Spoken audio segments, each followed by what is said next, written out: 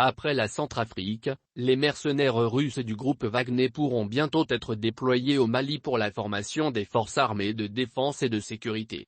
En tout cas, c'est ce que l'agence de presse britannique '. Révèle dans un article mis en ligne hier.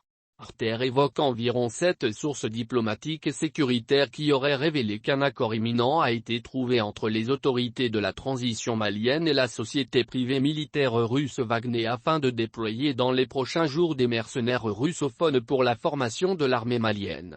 Reuters chiffre le nombre des militaires du groupe Wagner à plus de 1000 mercenaires dont l'arrivée ne saurait tarder. En plus de la formation, l'agence de presse britannique annonce que comme en Centrafrique, les mercenaires du groupe Wagner seraient également chargés d'assurer la protection des autorités. Et l'article de Reuters de poursuivre en évoquant toujours 4 sources qui précisent que le groupe de sécurité Wagner toucherait 6 milliards de francs CFA par mois pour ce travail de formation, soit moins de 10 millions d'euros.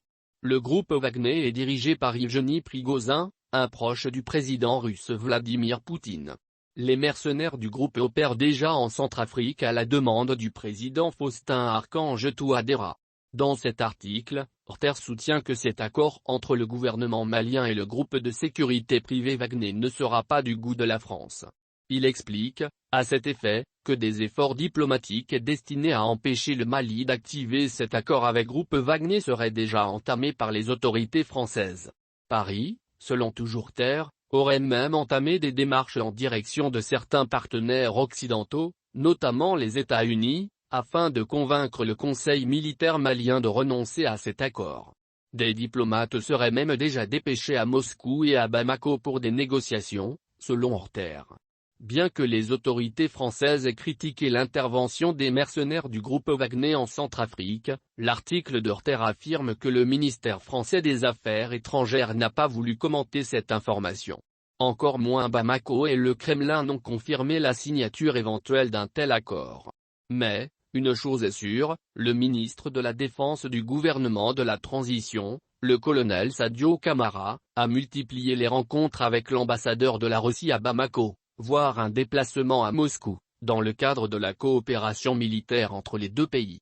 L'armée française est engagée au Mali et dans le reste du Sahel dans la lutte contre le terrorisme. Près d'une décennie après cet engagement militaire, les forces françaises et leurs alliés peinent à booster l'hydre du terrorisme hors des frontières maliennes. Une situation qui agace une partie de la société civile malienne que demande le départ des troupes françaises. En contrepartie, elle sollicite l'intervention de l'armée russe. Des manifestations ont été organisées plusieurs fois à Bamako, suivies des signatures des pétitions pour exiger le départ de la force Barkhane et solliciter le soutien de la Russie. Cette pression a obligé le président Emmanuel Macron à annoncer la fin de l'opération Barkhane, la réduction du nombre des militaires français et la reconstitution de la force Takuba avec d'autres partenaires européens.